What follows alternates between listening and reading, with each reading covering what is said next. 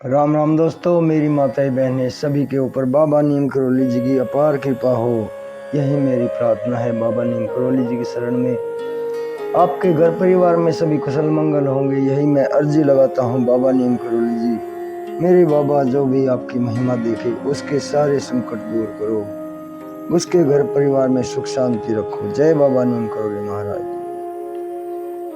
दोस्तों, आज मैं आपको श्रीमद् वाल्मीकि रामायण अरण्य कांड का 43वां सर्ग सुनाऊंगा। इसे पूरा सुने।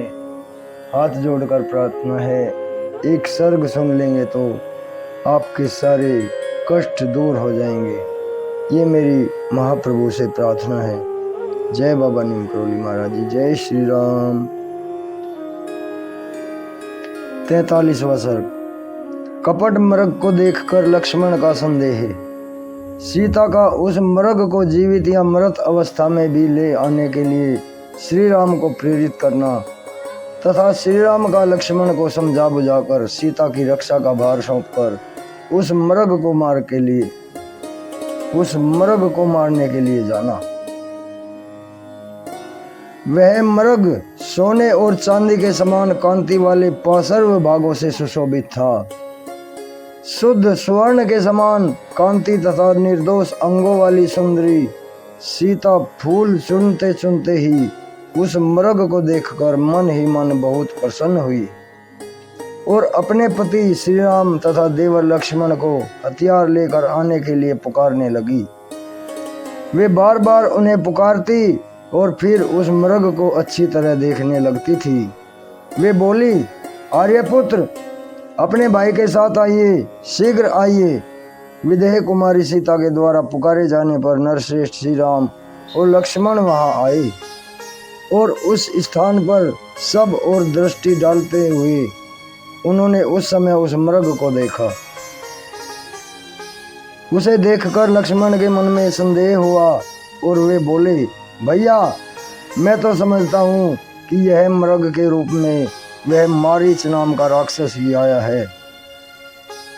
श्री राम स्वेच्छानुसार रूप धारण करने वाले इस पापी ने कपट वेश बनाकर वन में शिकार खेलने के लिए आए हुए कितने ही हर्षोत्फुल्ल राजाओं को मार डाला है।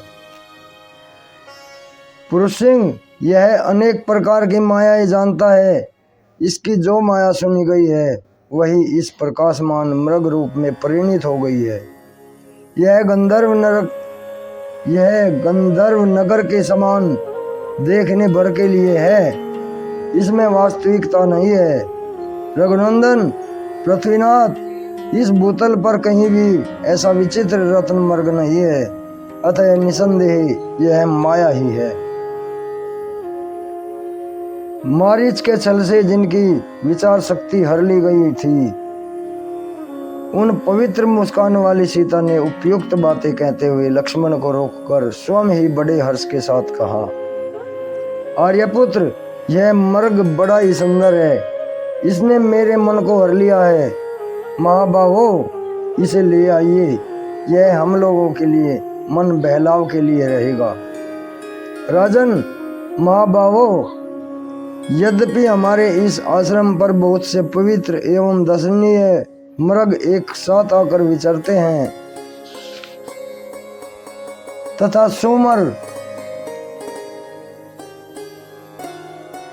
रीछ, चितकबरे मृगों के झुंड, वानर तथा सुंदर रूप वाले महाबली किन्नर भी विचरण करते हैं, तथापि आज के पहले मैंने दूसरा कोई ऐसा तेजस्वी, सौम्य और दीप्तिमान मृग नहीं देखा था जैसा कि यह श्रेष्ठ मृग दिखाई देता है। नाना प्रकार के रंगों से युक्त होने के कारण इसके अंग विचित्र जान पड़ते हैं। ऐसा प्रतीत होता है मानो यह अंगों का ही बना हुआ है। मेरे आगे निर्भय एवं शांति भाव से स्थित होकर इस वन को प्रकाशित करता हुआ यह चंद्रमा के समान शोभा पा रहा है। इसका रूप अद्भुत है, इसकी शोभा अवर्णनीय है, इसकी स्वर संपत्ति बड़ी सुंदर है। विचित्र अंगों से सुशोभित यह अद्भुत मृग मेरे मन को मोह लेता है। यदि यह मृग जीते जी ही आपकी पकड़ में आ जाए तो एक आश्चर्य की वस्तु होगा और सबके हृदय में विस्मय उत्पन्न कर देगा। जब हमारे वनवास की अवधि पूरी हो जाएगी और हम पुनः अपना राज्य पालेंगे, उस समय यह मृग हमारे अंतःपुर की शोभा बढ़ाएगा। प्रभु, इस मृग का यह दिव्य रूप भरत के, आपके, मेरी सासुओं और मेरे लिए भी विस्मयजनक होगा। पुरुषिंग, यदि कदाचित यह श्रेष्ठ मृग जीते जी पकड़ने जा सके तो इसका चमड़ा भी बहुत सुंदर होगा। घास फूस की बनी हुई चटाई पर इस मरे हुए मृग का स्वर्ण में चमड़ा बिछाकर मैं इस पर आपके साथ बैठना चाहती हूँ। यद्यपि स्वेच्छा से प्रेरित होकर अपने पति को ऐसे कामों में लगाना यह भयंकर स्वेच्छाचार है और साध्वी स्त्रियों के लिए उचित नहीं माना जाता है, तथापि इस जंतु के शरीर ने मेरे हृदय में विस्मय उत्पन्न कर दिया है, इसलिए मैं इसको पकड़ लाने के लिए अनुरोध करती हूँ। सुनहरी रोम वाली इंद्रनील मणि के समान सींग और उदय काल के सूर्य की कांति तथा नक्षत्र लोक की भांति बिंदु युक्त तेज से सुशोभित उस मृग को देखकर श्री रामचंद्र जी का मन भी विस्मित हो उठा। सीता की पूर्वोक्त बातों को सुनकर, उस मृग के अद्भुत रूप को देखकर, उसके उस रूप पर लुभाकर और सीता से प्रेरित होकर हर्ष से भरे हुए श्री राम ने अपने भाई लक्ष्मण से कहा, लक्ष्मण, देखो तो सही, विदेह नंदिनी सीता के मन में इस मृग को पाने के लिए कितनी प्रबल इच्छा है। वास्तव में इसका रूप है भी इतना ही सुंदर। अपने रूप की श्रेष्ठता के कारण ही यह मृग आज जीवित नहीं रह सकेगा। सुमित्रानंदन, देवराज इंद्र के नंदन वन में भी और कुबेर के चैत्र रथ वन में भी ऐसा कोई मृग नहीं होगा जो इसकी समानता कर सके। फिर पृथ्वी पर तो हो ही कहां से सकता है। टेढ़ी और सीधी रुचिर रोम वालियां इस मृग के शरीर का आश्रय ले सुनहरे बिंदुओं से चित्रित हो बड़ी शोभा पा रही हैं। देखो ना, जब यह जमाई लेता है तब इसके मुख से प्रज्वलित अग्नि शिखा के समान दमकती हुई जीवा बाहर निकल आती है और मेघ के समान प्रकट हुई बिजली के समान चमकने लगती है।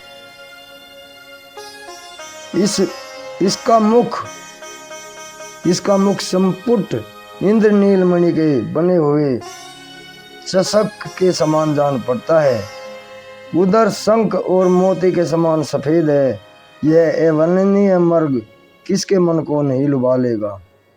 नाना प्रकार के रत्नों से विभूषित इसके सुनहरी प्रभाव वाले दिव्य रूप को देखकर किसके मन में विस्मय नहीं होगा। लक्ष्मण, राजा लोग बड़े बड़े वनों में मृगया खेलते समय मांस के लिए और शिकार खेलने का शौक पूरा करते हैं और शौक पूरा करने के लिए धनुष हाथ में लेकर मृगों को मारते हैं। मृगया के उद्योग से राजा लोग विशाल वन में धन का भी संग्रह करते हैं, क्योंकि वहां मणि, रत्न और स्वर्ण आदि से युक्त नाना प्रकार की धातुएं उपलब्ध होती हैं। लक्ष्मण, धन मनुष्यों के लिए अत्यंत उत्कृष्ट होता है। कोष की वृद्धि करने वाला वह वन्य धन मनुष्यों के लिए अत्यंत उत्कृष्ट होता है। ठीक उसी तरह से जैसे ब्रह्म भाव को प्राप्त हुए पुरुषों के लिए मन में चिंता मात्र से प्राप्त हुई सारी वस्तुएं अत्यंत उत्तम बताई गई हैं। लक्ष्मण, अर्थी मनुष्य जिस अर्थ का प्रयोजन करता है, संपादन करने के लिए उसके प्रति आकृष्ट हो बिना विचारे ही चल देता है, उस अत्यंत आवश्यक प्रयोजन को ही अर्थ साधन में चतुर एवं अर्थशास्त्र के ज्ञाता विद्वान अर्थ कहते हैं। इस रत्न स्वरूप श्रेष्ठ मृग के बहुमूल्य सुनहरे चमड़े पर सुंदरी विदेह राजनंदिनी सीता मेरे साथ बैठेंगी। कदली कोमल ऊंचे चित कब्रे और नील ग्रम वाले मृग विशेष, प्रियक कोमल ऊंचे चिकने और घने रोम वाले मृग विशेष,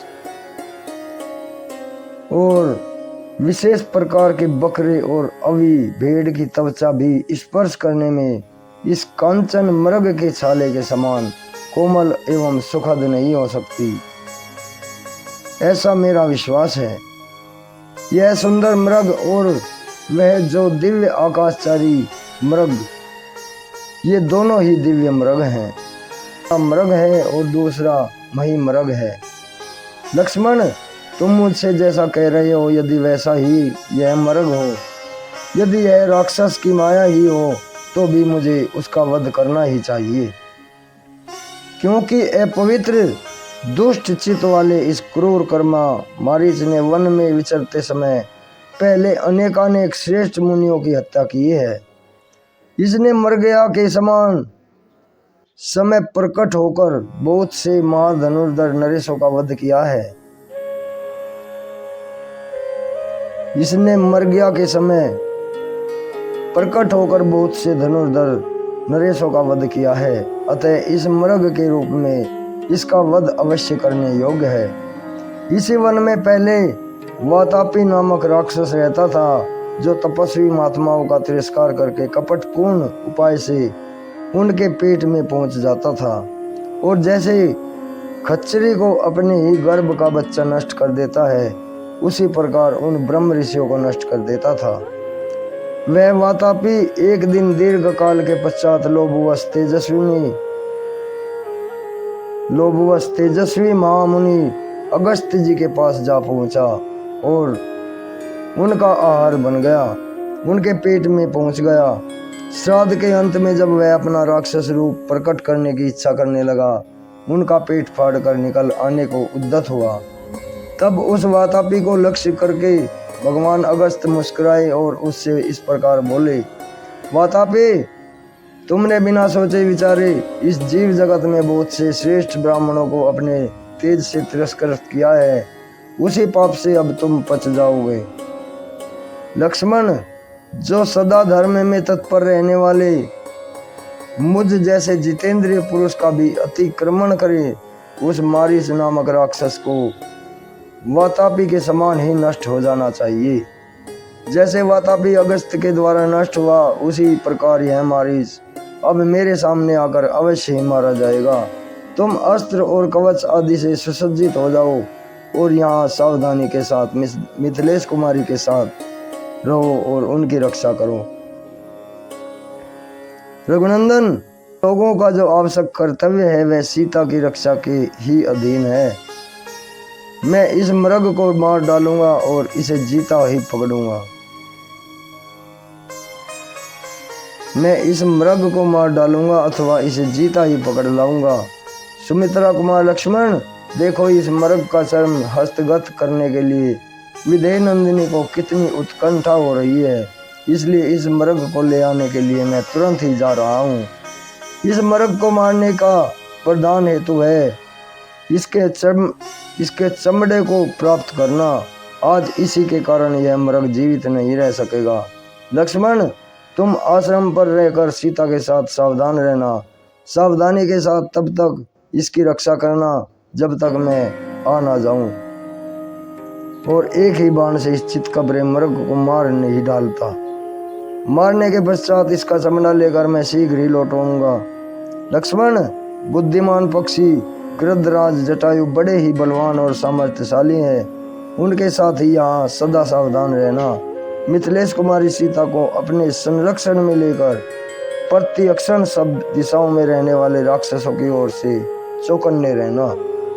इस प्रकार श्री वाल्मीकि निर्मित आस रामायण आदि काव्य के अरण्य कांड में 43वां सर्ग पूर्ण हुआ।